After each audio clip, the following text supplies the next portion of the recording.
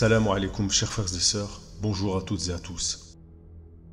L'hystérie du mouvement Black Lives Matter a lentement cédé la place à la crainte d'une seconde vague, comme nous nous en doutions.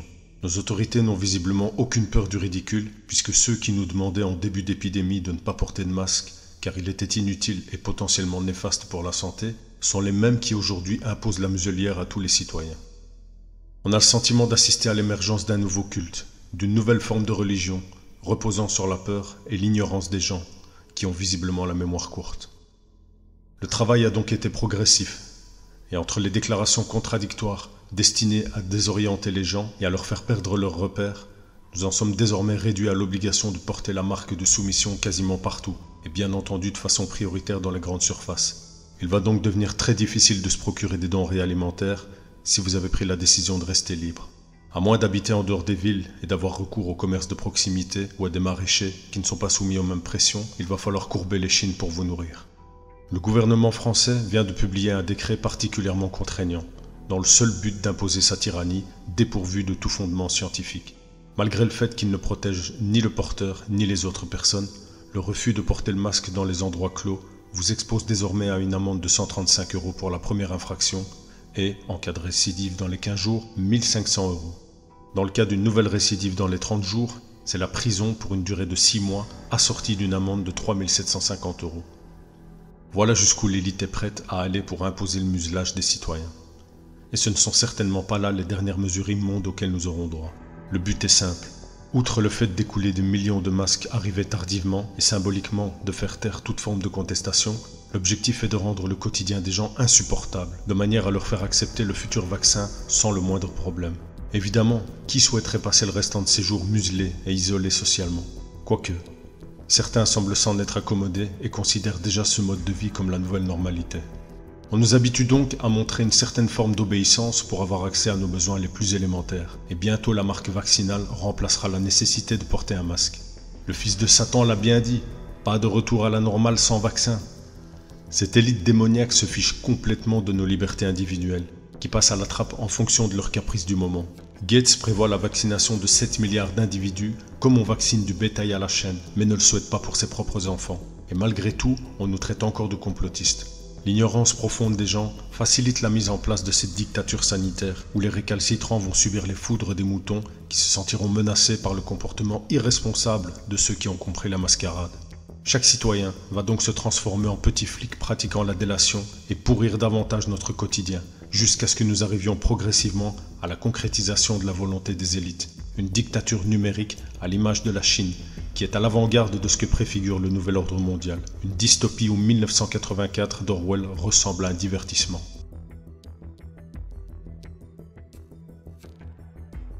Dans le registre de l'abject, il y a le 2 poids 2 mesures de la distanciation sociale. Les lieux de prostitution sont désormais autorisés à reprendre leurs activités sans exigence d'une distance particulière, si ce n'est quelques précautions d'hygiène basiques. Par contre, il est toujours interdit, et ce jusqu'à nouvel ordre, d'accomplir la prière en commun à la mosquée telle qu'elle a toujours été pratiquée jusqu'en 2020, c'est-à-dire côte à côte. Et je ne parle pas de la liste d'exigences absurdes pour avoir le droit d'effectuer la prière dans ces conditions. Bien sûr, il en va de même pour les églises et autres lieux de culte.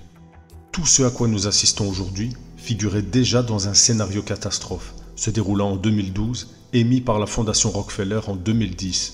Baptisé « Scénario pour le futur de la technologie du développement international », il s'agit d'un document PDF d'une 50aine de pages dont vous trouverez le lien dans la description.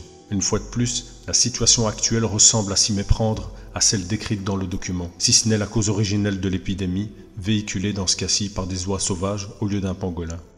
À la page 18, on peut lire, je cite, « Le gouvernement chinois n'a pas été le seul à devoir prendre des mesures extrêmes pour protéger ses citoyens du risque et de l'exposition. Durant la pandémie, les leaders nationaux à travers le monde ont durci leur autorité et ont imposé des règles strictes et des restrictions allant du port du masque obligatoire au contrôle des températures à l'entrée des lieux publics, comme les stations ferroviaires ou les supermarchés. Même après la pandémie, ces mesures sécuritaires ainsi que la surveillance des citoyens ont perduré et se sont même intensifiées. Dans le but de les protéger contre la propagation des problèmes globaux comme la pandémie et le terrorisme international, en passant par les crises environnementales et l'émergence de la pauvreté, les chefs d'État ont fait preuve d'une plus grande fermeté. » Fin de citation. Qui peut croire un seul instant qu'après la simulation de Bill Gates 6 mois avant le début de l'épidémie, la fondation de la bienveillante famille Rockefeller ait pu elle aussi taper dans le mille et produire un scénario qui colle à merveille avec notre réalité d'aujourd'hui? Rappelez-vous ce que disait tonton David. Tout ce dont nous avons besoin, c'est d'une bonne crise majeure et les nations vont accepter le nouvel ordre mondial. Après les déclarations de Klaus Schwab du Forum économique mondial à propos de la grande remise à zéro du système et le Covid-19 qui menace gravement la finance dans sa globalité, la bonne crise majeure en question est juste devant nous. La vérité est amère et le constat déprimant, mais les faits sont là. Ils sont à 2 doigts de parvenir à leur fin.